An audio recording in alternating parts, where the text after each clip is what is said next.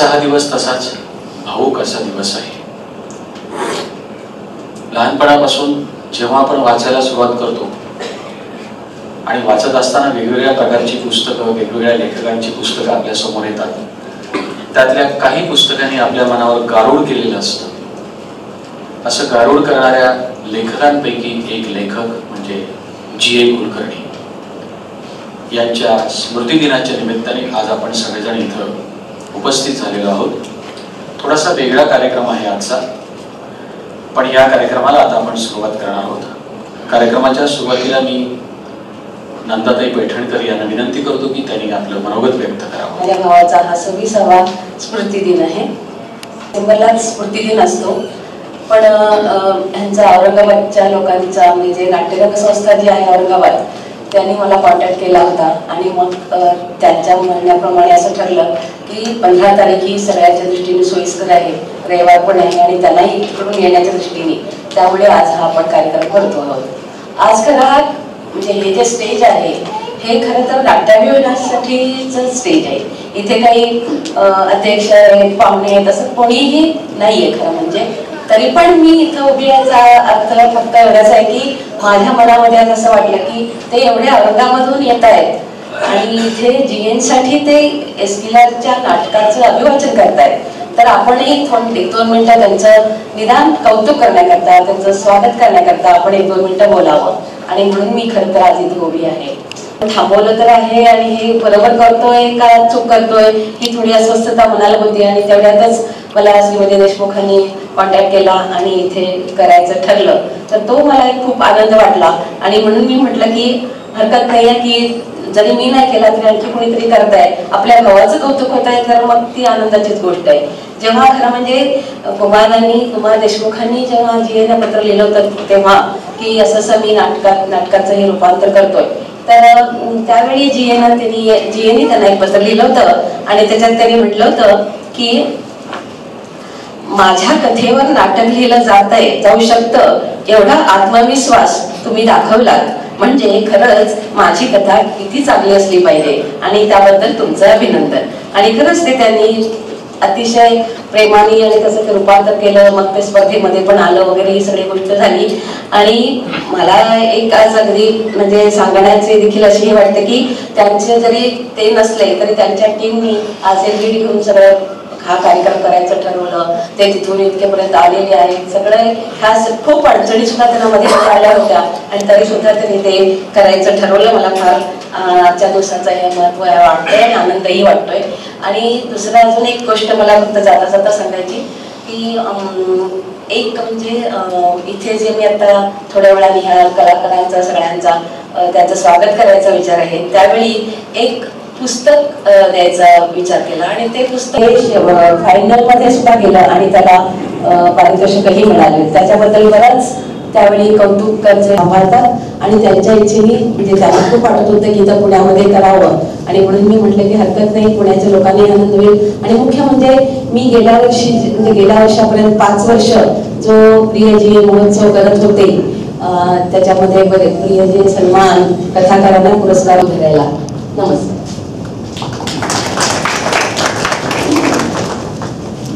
सांगाव्याशा वाटतात की आज वर्षाला आम्ही औरंगाबादला इस्किला ह्या पुस्तकाचं प्रकाशन केलं आणि प्रकाशन केल्यानंतर त्या पुस्तकाची केवळ एक प्रत मी नंदाताईंना पाठवली की बघा हे पुस्तकाचं झाले तयार वगैरे.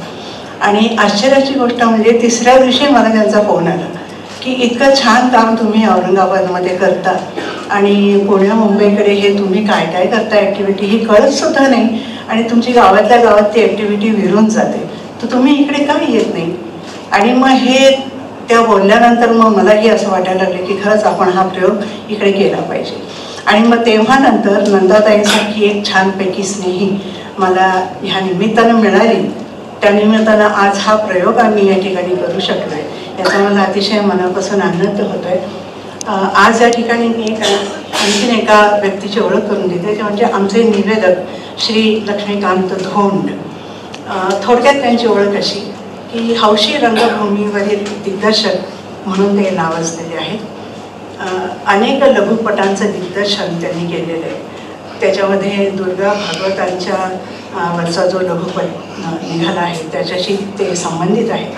त्यानंतर दत्ताजी भाले रक्तपेढीवर एक लघुपट निघाला, त्याच्याशी ते संबंधित आहेत. संस्कार भारतीचे ते अग्रणी कार्यकर्ते आहेत, त्यामुळे त्यांच्या वतीनं जितक्या काही कार्यशाळा वगैरे होत राहतात त्याच्यामध्ये ते सातत्याने सहभाग नोंदवतात. या ठिकाणी आला त्याचा खूप आनंद होतोय. आणि नमस्कार. ओघावती अशा भाषेमधून आपल्याला त्याचा अनुभव येईलच. तर असे हे आमचे निवेदन. प्रतिबंधाला वेगळं परिमाण देण्याचं काम JN केलेलं आहे. आपल्या माणसाच्या मनामध्ये काही भावना असतात, व्यक्त असतात, अव्यक्त असतात. या सगळ्या स्पंदनांचा आलेख हा अतिशय सुंदर पद्धतीनं त्यांनी आपल्या कथांमधून मांडलेला आहे. हे मांडत असताना त्यांच्या कथेमधली असलेली दृश्यात्मकता ही खूप भावणारी आहे. मला वाटतं कुमार देशमुख यांच्यासारख्या लेखकाला ही दृश्यात्मकता खूप भावलेली असावी, म्हणूनच त्यांनी याचं नाट्य रूपांतर करावं अशी इच्छा मनात धरली. दुसरा एक भाग असतो की नाटकाला आवश्यक काय असतं, व्यक्तिमधला संघर्ष असतो, माणसांच्या स्वभावातला संघर्ष असतो, विचारातला संघर्ष असतो, माणसाच्या मनातला स्वतःशी एक संघर्ष असतो. अशा विविध पातळीवरचे जे संघर्ष असतात ते नाट्य लेखकाला आकर्षित करत असतात आणि त्या आकर्षणामुळेच मग तो नाटक लिहायला सुरुवात करतो. मला वाटतं ही सगळी बीज कदाचित कुमार देशमुखांना JNच्या कथेमध्ये दिसली असेल. तसं बघायला गेलं तर JNच्या सगळ्याच कथांमध्ये अशा प्रकारची बीज दिसतात. म्हणूनच म्हटलं की दृश्यात्मकता हा एक स्थायी भाव त्यांच्या कथांमधून, JNच्या कथांमधून आपल्या समोर येतो. एक दुसरी महत्वाची गोष्ट जी जाणवते ती म्हणजे की पात्रांचा जो प्रवास आहे तो प्रवास लौकिक आणि पारलौकिक अशा पद्धतीचा प्रवास कधी कधी या कथांमधून जाणवतो. हेही आकर्षण लेखकाला असतं, म्हणूनही तो या नाटकाकडे वळला. अशा अनेक कारणांनी असो, पण या दृश्यात्मकता असो, नाट्य असो, संघर्ष असो, हा पात्रांचा प्रवास असो, या सगळ्या गोष्टींचा विचार करता इस्किलार ही कथा कदाचित कुमार देशमुखांना खूप आवश्यक अशी वाटली आणि त्याच्यावर त्यांनी नाटक केलं. नाटक करत असताना अनेक गोष्टींची बंधनं पाळावी लागतात. कथा हा जो आकृतीबंध आहे हा थोडासा पसरट अशा प्रकारचा असतो, पण नाटकाला थोडंसं बांधेसूद आणि या प्रोसेनियम आर्टचं बंधन या दोन गोष्टींचं ध्यान लेखकाला ठेवावं लागतं. आणि त्या दृष्टीने मग चरित्र चित्रण हा जो भाग असतो, म्हणजे जी पात्र कथेमधून आपल्या समोर आलेली असतात त्यांची बांधणी करणं, ते एक स्ट्रक्चर उभं करणं हा एक महत्वाचा भाग असतो. जी पात्र येतात त्यांचं चरित्र चित्रण, त्यांचे स्वभाव आणि त्यांच्या बोलण्यातून, इतरांशी बोलण्यातून हे दाखवणं हा थोडासा अवघड अशा प्रकारचा भाग असतो. पण ही कथा इतकी सशक्त आहे की मला वाटतं कुमार देशमुखांना त्याच्यातून फारसं काही स्वतःच घालावं असं वाटलेलं नाहीये. एक उदाहरण सांगतो तुम्हाला, कथेमध्ये कुठेही नसलेलं पण एक निवेदन सुरुवातीच्या नाटकाच्या सुरुवातीला कुमार देशमुखांनी लिहिलेलं आहे आणि त्याच्यामध्येच सगळ्या गोष्टी आहेत. सगळं निवेदन वाचणार नाहीये, आपल्यासमोर हे सादरीकरण होणार आहे, पण अतिशय छोट्या शब्दामध्ये याचा सारांश ज्याच्यामध्ये येतो ते आहे, जन्माचं स्वातंत्र्य नाही, मरण्याचं स्वातंत्र्य नाही, शरीर बदलण्याचं स्वातंत्र्य नाही. म्हणजे बंधनाचं स्वातंत्र्य आणि स्वातंत्र्याचं सर्वात मोठं बंधन हेच या कथेचं सार आहे असं म्हटलं तर ते चुकीचं ठरणार नाही. या कथेचं म्हणा किंवा या नाटकाचं म्हणा हे सार आहे. थोडं ओळख करून दिलेली आहे. प्राध्यापक कुमार देशमुख यांच्याबद्दल बोलण्यासारखं भरपूर आहे, पण इथल्या लोकांना त्यांची माहिती व्हावी म्हणून थोडक्यात मी सांगतो. मराठवाडा हा तसा नाटकाच्या दृष्टीने समृद्ध आम्ही मराठवाड्यातले आहोत म्हणून म्हणतो अशातला भाग नाहीये, पण खेडोपाडी आजही अनेक ठिकाणी नाटक हे चालतं. पंचमी सारखा उत्सव असतो, तिथं आपल्याला कल्पना नसेल कदाचित रात्र रात्र नाटकं चालू असतात. आजूबाजूच्या खेड्यातली माणसं बैलगाड्यामधून येतात, 3 अंकी नाटकाचं सादरीकरण होतं, त्यांची जेवणाखाण्याची व्यवस्था या गावातली लोक करतात, भाकरी पिठलं देऊन रात्र 8 दिवस हा उपक्रम चालतो. दुसरा एक महत्वाचा भाग ज्याला आपण व्यावसायिक रंगभूमी हा शब्द इथे वापरतो, तो शब्द आमच्याकडे कशा पद्धतीने घेतला जातो ते सांगतो. नांदेड जिल्ह्यातलं लोहा नावाचं एक ठिकाण आहे, त्या ठिकाणी एक गृहस्थ आहेत, ते एका शाळेमध्ये मुख्याध्यापक आहेत. गेली 35 वर्ष ते नाटक करतात. अर्थात त्यांची नाटकं म्हणजे बाईनं केला सरपंच खुळा वगैरे अशा प्रकारची असू शकतील, पण त्यांच्या नाटकात काम करणारी माणसं ही दुसरा काहीही व्यवसाय करत नाहीत. फक्त नाटकातून मिळणाऱ्या उत्पन्नावर आज 3 पिढ्या जगतायत. याला व्यावसायिक रंगभूमी म्हणायचं नाही का? अशा या मातीतली आम्ही माणसं आहोत. अशा रंगभूमीला एक वेगळं परिमाण देण्याचं काम कमलाकर सोमटके नावाच्या आमच्या गुरुनी केलं, की इथल्या लोकांना शास्त्र नेमकं काय असतं ते शिकवण्याचं काम केलं. त्यांच्या शिष्यांच्या पिढीतले प्राध्यापक कुमार देशमुख आणि मग त्या ठिकाणी नाट्यरंग नावाची संस्था त्यांनी सुरू केली. 1970 मध्ये सुरू झालेली नाट्यरंग नावाची संस्था आजही चालू आहे. आज इतक्या वर्षानंतर चालू आहे. व्यावसायिक नाही, पण राज्य नाट्य स्पर्धा, कामगार नाट्य स्पर्धा, एकांकिका, राज्यभर चालत असलेल्या एकांकिका स्पर्धा, या स्पर्धांमधून नाटकं केली. मला सांगायला अभिमान वाटतो, नाट्यरंग या संस्थेने सादर केलेली आतापर्यंतच्या राज्य नाट्य स्पर्धेतल्या इतिहासातली एक महत्वाची गोष्ट अशी की 2 नाटकांना, मराठवाड्यातल्या या 2 नाटकांनाच राज्य नाट्य स्पर्धेतल्या अंतिम फेरीतला प्रथम पुरस्कार मिळालेला आहे. ते म्हणजे स्मारक आणि त्याच्यानंतर आचार्य, अशी ही एकमेव संस्था अशी खेडोपाड्यात असलेल्या तरुणांना एकत्र करून त्यांच्याकडून सगळे नाट्यगुण कसे असतात ते काढून घ्यायचं, त्यांना शास्त्र शिकवायचं.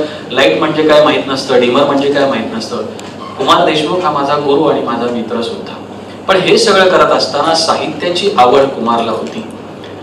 यामधून काय काय घ्यावं, जसं जी.ए. कुलकर्णींच्या कथेतून त्यांनी इस्किलार नाटक घेतलं, तसं ज्या स्मारकचा उल्लेख केला ते स्मारक गजमल माळी यांच्या कविते दीर्घ काव्यावरून लिहिलेलं स्मारक नावाचं नाटक. म्हणजे अशा पद्धतीचं लिखाण नाटकातून त्यांनी केलेलं. जवळजवळ 16 नाटकं लिहिलेला हा प्राध्यापक एक खंत या ठिकाणी व्यक्त करतो की ज्याच्या नावावर 16 नाटकं आहेत असा माणूस नाट्य संमेलनाचा अध्यक्ष होऊ शकला नाही, कारण तो औरंगाबादला राहतो म्हणून माहित नाही. कामाच्यासाठी आलेला आहात. फक्त कुमार देशमुख या व्यक्तीचा परिचय थोडक्यात आपल्याला व्हावा यासाठी हे सगळं निवेदन मी केलं. पण रंगकर्मी आहेत, महाविद्यालयीन दिवसात आणि नंतरही ते नाटकात काम करतात. आज त्यांचा आवाज ऐकल्यानंतर आपल्याला रंगकर्मी आहेत आणि इथेच बनाना लेक नावाची जाहिरात संस्था त्याच्या संचालिका आहेत. त्यांच्याबद्दल बोलण्यासारखं भरपूर राज्य नाट्य स्पर्धा, कामगार नाट्य स्पर्धेमध्ये स्त्री भूमिका महत्वाची असली की पहिला फोन त्यांना केला जातो. अशा संगीत आणि अभिनय या तिन्ही पातळीवर त्यांनी 4.5 दशक रंगभूमीची सेवा केलेली आहे. अनघा वैद्य PhD यांनी मिळवलेली आहे. पण कुमार देशमुख यांच्यामुळं नाटकात आले आणि जवळजवळ 30-40 नाटकांमध्ये त्यांनी भूमिका केली. मालिका आणि चित्रपटात अभिनय केलेला आहे त्यांनी. सुधीर मोघे हे नाट्य क्षेत्राशी गेल्या 30 अभिवाचन, कविता वाचनाचे कार्यक्रम करतात. कवीची भूमिका या ह्याच्यात दिग्दर्शन करतात. याशिवाय प्रायोगिक रंगभूमीवरील अनेक नाटकं त्यांनी केलेली आहेत. म्हातारा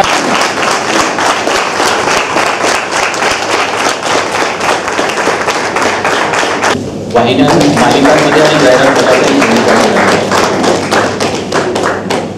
कुमार देशमुख लिखित इस्किला या मूळ 2 अंकी नाटकाच्या संपादित अंशाचं अभिवाचन तो रणजित देशमुख, धीवर वसंतदाता, वृद्ध आणि अल्थिया अनघा वैद्य, एली आणि ती सीमा मोघे, याकीर नंदू काळे, म्हातारा आणि मद्यागाराचा मालक डॉक्टर A.P. कुलकर्णी, क्रिसस श्याम राजपूत, कवी सुधीर मोघे, जवाहिऱ्या आणि अरनास प्रकाश वैद्य, पार्श्वसंगीत रोहित देशमुख, प्रकाश योजना प्रसाद पोद्दार, ऋणनिर्देश नंदा पैठणकर. सादर करीत आहोत अभिवाचन इस्किलार.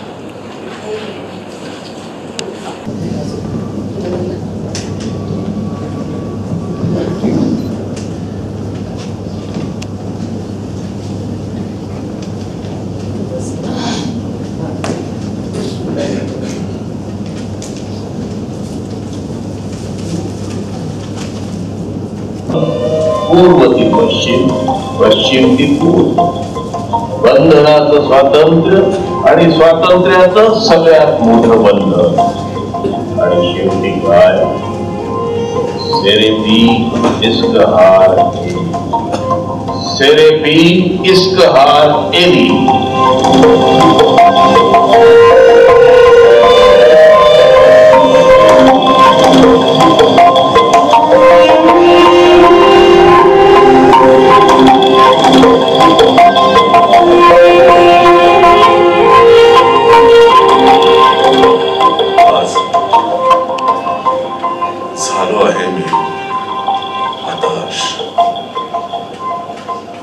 बसलोय खाली मान घालून, कारण वर बघावंसच वाटत नाहीये. पुढं काय आहे यावर नजरच टाकावी वाटत नाही. एकेकाळी माझी हीच नजर अगदी क्षितिजापर्यंत जात असे. माझ्या डोळ्यात ओतप्रोत भरलेली आशा होती. तेव्हा मी अनेक ठिकाणी भटकलो, अनेक तऱ्हेचं जीवन जगलो. दोन वाव सोळे असलेल्या हत्तींच्या कळपांवर देखरेख करत मी त्यांना अथांग नद्यांपलीकडे नेलंय. हजारो घोडे वादळाप्रमाणे धावत असताना आसूडाच्या निव्वळ आवाजानं मी त्यांना आवरलाय. आणि गर्जनेने जमिनीला भेगा पाडणाऱ्या सिंहाची शिकार केवळ भाल्यांच्या सहाय्यानं केली आहे. परंतु अशा धुंद उकळत्या रक्ताच्या आयुष्याची ओढ मला कधीच नव्हती. मला फक्त एकच आस होती. मी जन्माला येताना केवळ माझ्यासाठीच जन्माला आलेलं एकमेव माझं असं ते भीषण पातक कोणतं, त्या पातकानं माझ्यावरच खून करावी असा मी कोण विशेष आहे हे जाणून घेण्याची एकच एक आस होती. प्रत्येक ठिकाणी मी भविष्याला कौल लावत होतो, वेगवेगळ्या ठिकाणी जात होतो.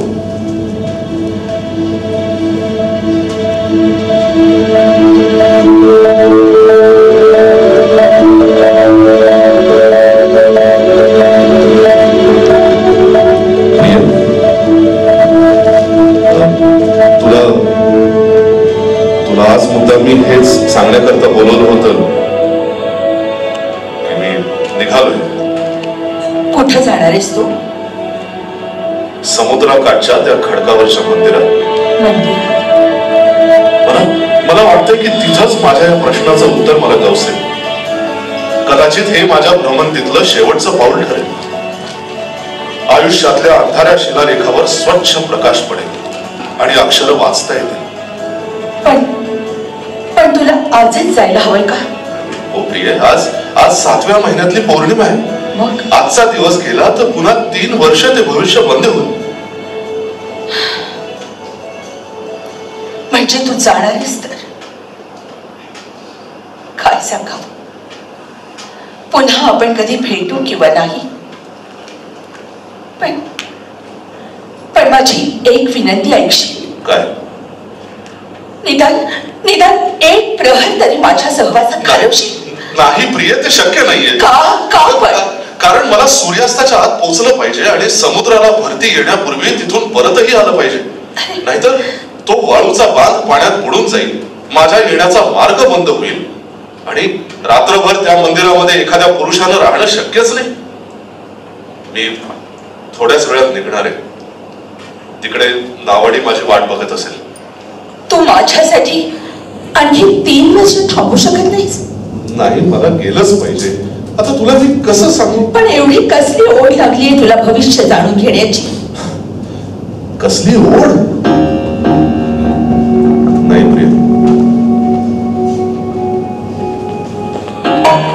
माझ्या शब्दातली वेदना तुला कळायची नाही. अगं मी एक टाकून दिलेला माणूस आहे. मला माझ्या आई बापाचा मातीचा पत्ता नाही. माझ्या हातून अति भीषण पाप घडणार आहे म्हणून मला टाकून देण्यात आलं, एवढंच मला नंतरच्या आयुष्यात समजलं. काय? माझ्या डाव्या हातावर भाजल्याचा एक डाग आहे. तेवढंच माझ्या पूर्वायुष्यातलं धन आता माझ्याजवळ उरलंय. अगं एका व्यापाऱ्यानं मला लावणीला आणलं, पण मी आल्यापासून त्याचा ऱ्हास सुरू झाला. त्याची गलबत वादळात बुडाली, त्याची अन्नान्न दशा झाली. तुझं भविष्य खोटं नाही, स्वतःच रक्त पिण्यासाठी तुझा जन्म झालाय हेच खरं. असं त्याने तळतळाटाने म्हटलं आणि मला हाकलून दिलं. अरे पण हा निव्वळ योगायोग झाला, याचा दोष. पूर्ण ऐकून तर घे. काय? मी पुन्हा माझा देश बदलला, नाती बदलली. बऱ्याच काळाने एका वृद्धेनं मला आसरा दिला. मग अगं त्यानंतर तिचं घर जळालं, तिच्या पतीचा वध झाला, ती स्वतः देखील अपंग झाली. एके दिवशी तिला पाणी पाजण्यासाठी मी ओणवा झालो, तेव्हा ती माझ्या तोंडावर थुंकली. काय? आणि इतरांना सुखी करण्यासाठी तरी मी समुद्रात उडी घ्यावी असं म्हटले. पुन्हा माझी भटकंती चालू झाली. अगं माझ्यामुळे काही भीषण घडणारच असेल तर त्यात इतर माणसं होरपळू नयेत एवढंच मला वाटतं. जर खरंच असं पातक असेल तर ते नष्ट करता येईल का? जशी माझी सावली तसं माझं पातक. मला त्याचं ओझं नाही. शिवाय उंटांचा बळी देऊन किंवा उपवास करून ते दूर होईल यावर माझा विश्वास नाही. आयुष्यात रुतलेली विषारी मुळी असल्या मार्गाने कधीही उपटून टाकता येत नाही. मग तू मंदिरात का जातोयस? माझं पाप नष्ट करण्याचं सामर्थ्य कोणाही मानवात असू शकत नाही. पण मला एकच जाणून घ्यायचंय, ते म्हणजे एखाद्या सर्पाच्या फण्याप्रमाणे माझ्या आयुष्यावर छाया टाकणारं हे भयंकर पातक आहे तरी काय? ठीक आहे, त्या बाबतीतला निर्णय अखेर तुलाच घ्यायचा आहे. कारण असला क्षण इतका एकाकी असतो की तिथे आता मला सुद्धा कुठली जागा नाही हे ठाऊक आहे मला. पण नंतर कधीतरी भविष्य काळात तुझ्या मनातलं वादळ शांत झाल्यावर तुझी पावलं इकडे वळव.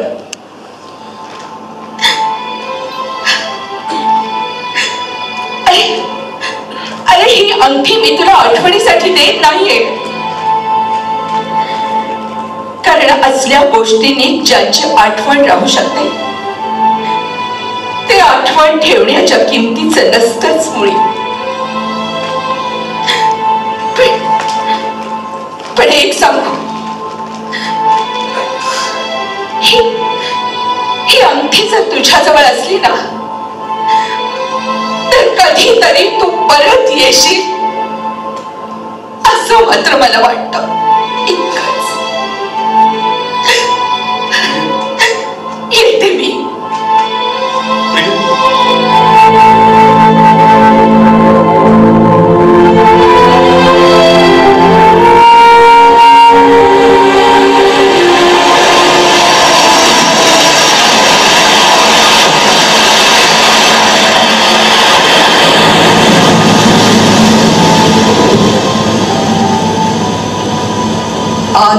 जन्मायचं व न जन्मायचं स्वातंत्र्य आपल्याला कोणी दिलं होतं. जन्माबाबत निवड जाळात हात घातला तर न जळण्याचं. जन्माचं स्वातंत्र्य नाही, मरण्याचं स्वातंत्र्य नाही, शरीर बदलण्याचं स्वातंत्र्य नाही, एक चेहरा टाकून दुसरा निवडण्याचं स्वातंत्र्य नाही. सूर्याचा प्रवास असा. मग आत ये. आत पुष्कळ नमुने आहेत. अरे छे, मंदिराचा दरवाजा बंद होईल. सेविके, आज या मंदिरात येता यावं केवळ या उद्देशाने मी अत्यंत कष्टाचा प्रवास करून आलोय ग. अगं मला इथून निष्फळ परतावं लागलं ना तर पुन्हा 3 वर्ष ही संधी मिळणार नाही. तेवढ्या कालखंडात साम्राज्य नष्ट होतं, स्त्रीचं सौंदर्य नाहीसं होतं आणि पुरुषाची बुद्धी गंजून जाते. सेविके, शिवाय सूर्यास्ताला अद्याप बराच वेळ आहे. आता सूर्यास्त होत आहे. मंदिराचा दरवाजा बंद होईल. सेविके, ह्या क्षणी तू जर मला आपुलकी दाखवलीस ना तर मी आयुष्यभर तुझा कृतज्ञ राहीन ग. अगं मला तू इतका वेळ बोललास पण तुझे सारे शब्द वाया गेले. तुझ्या शब्दांपैकी एक शब्द देखील तिला नाही समजला. तिनं इतकं भोगलंय की तिचं मन तडकून भ्रमिष्ट झालंय. मी तिला खुणेनं समजावून दिल्याशिवाय तिला बाहेरची जाणीव सुद्धा होत नाही. हे बघ, लवकरच सूर्यास्त होईल. तुला काय हवंय ते वेळ न दवडता सांग. थांब, आधी तुझ्याजवळ लोखंडाची वस्तू नाही ना? या मंदिरात लोखंडासारख्या क्रूर क्षुद्र धातूला प्रवेश नाही. नाही, माझ्याजवळ लोखंडाचं काही नाही. माझ्या पोटातली अंगठी सोन्याची नाहीये, त्यात लोखंडही नाही. आता लवकर सांग. सूर्यास्तानंतर जर तू या मंदिराच्या परिसरात आढळलास ना तर माहितीये, परतीची वाट बंद होईल आणि इथं मंदिरात थंडी वाढत रात्र काढावी लागेल. तू अगदी नवखा आहेस किंवा अत्यंत मूर्ख आहेस. इथे जर रात्री आढळलास तर निव्वळ ऐकण्यानं हाडांचं पाणी होईल. असं क्रौर्य भोगण्याची पाळी तुझ्यावर येईल. आता बोल लवकर. मला माझ्या भवितव्यात काय लिहिलं आहे याचं स्पष्ट चित्र पाहिजे. खरं म्हणजे अशा दुर्लभ दिवशी देवतेच्या मंदिराचं पटांगण भाविकांनी भरून गेलं असेल असंच वाटलं होतं मला. तू परका आहेस म्हणूनच आलास. या आधीच्या सेविकेच्या वेळेला खूप गर्दी होत असे, तेव्हा तिच्या तोंडून देवतेचा शब्द स्पष्ट उमटत नसे. भवितव्याची चित्र स्पष्ट दिसत, तरी सुद्धा गर्दी होत. म्हणूनच अरे, माणूस भविष्य जाणण्याची इच्छा दाखवतो तेव्हा त्याला अनलंकृत